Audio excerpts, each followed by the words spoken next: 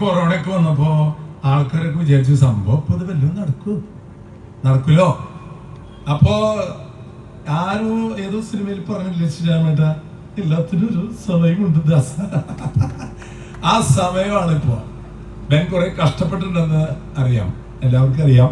കാരണം സാമ്പത്തികമായിട്ടുള്ള വലിയ ബുദ്ധിമുട്ടുകളൊക്കെ കടന്നു പോകുന്ന ഒരു സാഹചര്യമാണ് അതിജീവിച്ച് ഇങ്ങനൊരു ബി സിനിമാസ് എന്ന് പറയുന്ന സ്ഥലം ഇപ്പൊ എവിടെയാണെന്ന് ഇപ്പൊ ഗൂഗിളിൽ സെർച്ച് ചെയ്ത് നോക്കണം. അപ്പൊ ഇനി പറയും ബി സിനിമാസ്, അപ്പൊ പറയും വടക്കേക്കാട് നബിയിലെ സംഭവം വടക്കേക്കാടെന്ന്. പിന്നെ ഇപ്പൊ ബി സിനിമാസിന്റെ പേരില പറയാ, അറിയില്ലേ വടക്കേക്കാട്? ഇല്ല. ആ ബി സിനിമയുള്ള സ്ഥലമാണെന്ന്. അങ്ങനെയാണോ? അതേ പോയില്ലേ? ഒന്ന് പോടോ. പ്രിയമുള്ളവരെ, പണ്ട് കാലത്തൊക്കെ നമുക്ക് ഒരു സിനിമ കാണാന്ന് പറഞ്ഞു കഴിഞ്ഞാൽ എളുപ്പല്ല, വീട്ടിൽ നിന്നും വിടില്ല. പിന്നെ സിനിമ പഠിക്കാന്ന് പറയും. പക്ഷെ അന്നൊക്കെ ഞാൻ അരനാട്ടുകാരാണ്, സിനിമ ഒന്നും പോണെങ്കിൽ അറിയാണ്ടൊക്കെ പോണം. വീട്ടിൽ നിന്ന് അങ്ങനെ സിനിമയ്ക്കൊന്നും വിടില്ല. ഇപ്പൊ സിനിമയ്ക്ക് മൊത്തം കൊണ്ടുപോകാൻ പോലെ ആൾക്കാരുണ്ട്. അന്നൊന്നും സിനിമയ്ക്കൊന്നും പോകാൻ പറ്റില്ല. വല്ലപ്പോഴും സ്കൂളിൽ ഒരു സിനിമ വരും, അപ്പൊ അത് കാണാം. അല്ലാണ്ട് ടിക്കറ്റ് എടുത്ത് പിന്നെ രാഗത്തിന്റെ അവിടെ വന്നിട്ട് ആ ചെറിയ പൊത്തിന്റെ ഉള്ളിൽ കൂടെ ഒക്കെ നമ്മൾ ടിക്കറ്റ് എടുക്കാൻ നിന്നിട്ട് നമ്മളിങ്ങനെ നിൽക്കുമ്പോ മോളിൽ കൂടെ ഓരോരുത്തരും പോകും ടിക്കറ്റ് എടുക്കാനായിട്ട്. ഈ ടിക്കറ്റ് കിട്ടാണ്ട് അങ്ങനത്തെ ഒരു കാലൊക്കെ ഉണ്ടായിരുന്നു. ഇന്നിപ്പോ ഞാൻ ലൂക്കോസ് പറഞ്ഞത് ഇത് കേരളത്തിൽ ഇതുപോലത്തെ ഒരു സിനിമ തിയേറ്റർ ഇല്ല എന്നാണ് പറയുന്നത്. അതിന് ഉള്ളിൽ പോയിട്ട് നിങ്ങളൊക്കെ കാണണം. എല്ലാത്തിനും ഒരു സമയമുണ്ടെന്ന് പറയുന്നത് കറക്റ്റാണ്. ബുദ്ധിമുട്ടുകൾ ഏറെ തരണം ചെയ്തിട്ടാണ് ഈ ബി സിനിമാസ് ഇവിടെ എത്തിച്ചേർന്നിട്ടുള്ളത്. ഈ നാടിനെ അഭിമാനിക്കാം. കാരണം സിനിമ എന്ന് പറയുന്ന ഒരു മീഡിയയെ പോലെ ഇത്രയും ഇൻഫ്ലുവൻസ് ചെയ്യാവുന്ന ഒരു മീഡിയം ഈ ലോകത്തിൽ ഇല്ല എന്നാണ് ഞാൻ മനസ്സിലാക്കുക. കാരണം ഒരു സിനിമയിലൂടെ വേണമെങ്കിൽ നമുക്ക് ഒരു നാടിനെ മാറ്റിമറിക്കാനായിട്ട് പറ്റും.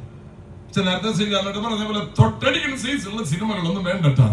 അടിയപ്പടി പറഞ്ഞ പടിയാണ് മിണ്ടത് എന്ന് പറഞ്ഞ പോലത്തെയാ ഇവിടെ ഈ സിനിമ.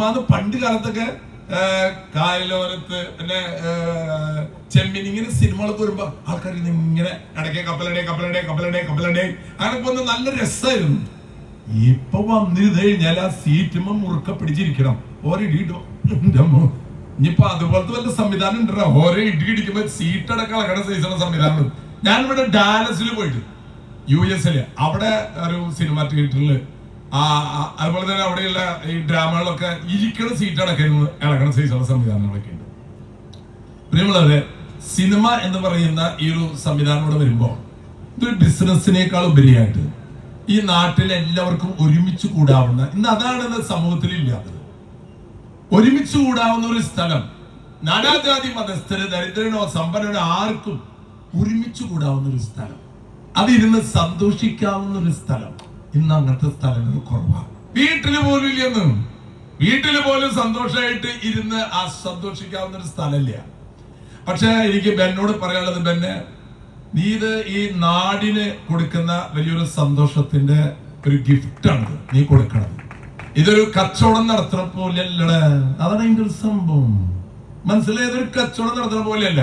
ഇവിടെ വരുന്ന ആൾക്കാർ സിനിമ തുടങ്ങിയ എന്ത് സന്തോഷം ചാടിക്കറിയുടെ ഉള്ളിൽ വരണേ. ആ സിനിമ കഴിഞ്ഞ് പോകുമ്പോ മനസ്സിനൊരു സന്തോഷം. അതുപോലത്തെ സിനിമകൾ അവിടെ ഇട്ടോട്ടെ. അപ്പോഴാണ് ആൾക്കാർ പറയാ ആ സിനിമ തിയേറ്ററിൽ പോയി എന്നല്ലേ. നല്ല സംവിധാനം, ഭയങ്കര ഡോൾബി, ഭയങ്കര സംവിധാനം കേൾക്കണേ. ഉള്ളി കയറി നമുക്ക് കാണാം. ഞാൻ ഒരു വാക്കുകൾ ചുരുക്കുകയാണ്. എന്റെ അമ്മയുണ്ട്, എന്റെ കുടുംബമുണ്ട്, മക്കളുണ്ട്, ഭാര്യയുണ്ട്. അപ്പച്ചില്ലെന്നുള്ള അപ്പച്ചൻ കാണണ്ട. നമ്മുടെ ജീവിതത്തിൽ എല്ലാം നടക്കില്ല പ്രിയമുള്ള ജീവിതത്തിൽ. പക്ഷെ നമ്മുടെ ജീവിതം കൊണ്ട് നമുക്ക് മാത്രമല്ല മറ്റുള്ളവർക്ക് കൂടെ നമ്മുടെ ജീവിതം ഉപകാരപ്രദമാകണം.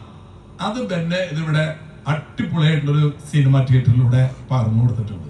അതിന് ഈ നാട്ടുകാരെല്ലാവരും, ഞങ്ങളെല്ലാവരും ബെന്നോട് നന്ദിയും സ്നേഹവും പ്രാർത്ഥനയും അർപ്പിക്കുകയാണ്.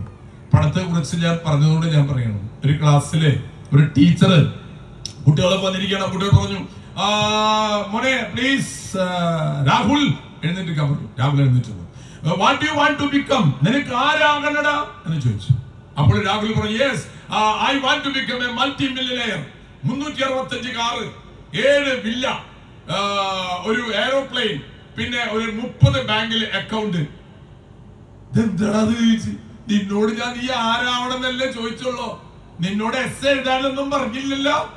അവൻ ഇരിക്കെ പ്രിയ മോളിലേക്ക് മോൾ ഉത്തരം പറ. What you want to become? Priya നിനക്ക് ആരാവണം? പ്രിയ നെറ്റുന്നു, എനിക്ക് രാഹുലിന്റെ ഭാര്യയെ മതി. ഇത്രയുള്ളൂ. ഈ ലോകത്തിൽ മനുഷ്യൻ പണത്തിന്റെ പിന്നാലെ കണ്ട ഓരോ ദിവസം നെഞ്ചിൽ കത്തി കൊണ്ട് വെട്ട കുത്തുന്ന കാലഘട്ടമാണ്. പ്രിയമുള്ള മാതാപിതാക്കളെ, സഹോദരങ്ങളെ, നല്ല നല്ല സിനിമകളിലൂടെ കൾച്ചറിനെ മാറ്റാൻ പറ്റിയില്ലെങ്കിൽ, ഞാൻ സിനിമാ ലോകത്ത് കുറ്റം പറയില്ല, ഇന്ന് വരുന്ന സിനിമയുടെ പേരെന്നെ കേട്ടാല് വെട്ട്, കുത്ത്, കുത്ത്, ഇടി, ഇങ്ങനെ കേൾക്കുമ്പോ നമുക്ക് പേടിയാവുന്ന സൈസ്. ശ്രീരാമേട്ടൻ പറഞ്ഞു, വളരെ നന്നായി ശ്രീരാമേട്ടൻ പറഞ്ഞത്.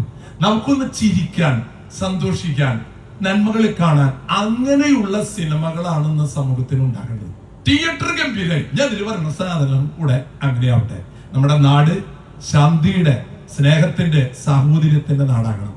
അപ്പോഴാണ് നമ്മുടെ ഈ സമൂഹത്തിൽ ജീവിക്കാനുള്ള സന്തോഷം ഉണ്ടാകുക. ഇവിടെ ഇരിക്കുന്ന ഓരോ ആർട്ടിസ്റ്റുകളും വന്ന വ്യക്തികളൊക്കെ എന്തുമാത്രം സ്ട്രെയിൻ ചെയ്തിട്ടാണ് ഈ നാടകമാണെങ്കിലും സിനിമയാണെങ്കിലും അവിടെ ലക്ഷ്യം എന്താണ്? ഞങ്ങളുടെ മുമ്പിൽ വരുന്ന ആൾക്കാരൊക്കെ സന്തോഷിക്കണം. അത് തന്നെയാണ് ജീവിതം. നമ്മുടെ ജീവിതം സന്തോഷത്തിന്റെ ഒരു മധുരം നിറഞ്ഞ ഓർമ്മകളായി മാറട്ടെ. ഗാനരചയിതാക്കളെ കൂടെ ഉണ്ട്.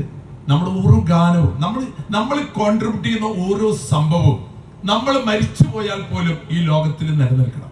ഒരു ഗാനം എഴുതുന്ന ഒരു ഗാനരചയിതാവ്, അയാൾ മരിച്ചു പോയാൽ പോലും, എത്രയോ പേര് നമ്മുടെ ഇവരൊക്കെ കടന്നുപോയില്ലേ, എന്നാലും അവർ ജീവിച്ചിരിക്കുകയാണ്. ഇതുപോലെ ബെൻ, നീ ചെയ്തു തീർത്തത് നിന്റെ കാലാകാലങ്ങളോളം, തലമുറകളോളം ഓർമ്മിക്കാനും ഈ നന്മയുടെ ഈ ഓർമ്മക്കുറിപ്പ് നിന്റെ ഹൃദയത്തിൽ ഒരു നല്ല ഒരു മയിൽപ്പീല് പോലെ സൂക്ഷിക്കാൻ ഇടവരട്ടെ. അമ്മയ്ക്കും കുടുംബാംഗങ്ങൾക്കും വന്ന എല്ലാവർക്കും നന്മകൾ നേരുന്നു. വരിക കാണട. Thank you very much.